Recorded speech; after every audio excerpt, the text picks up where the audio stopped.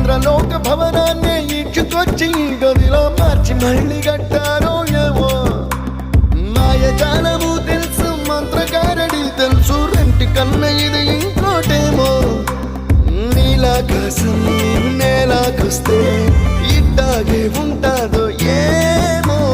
ఈ సంతోషం దాచాలంటే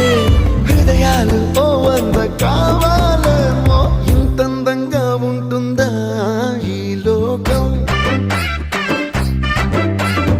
ఇన్నాళ్ళు ఈ మనసుకి తెలియాలేదే పాపం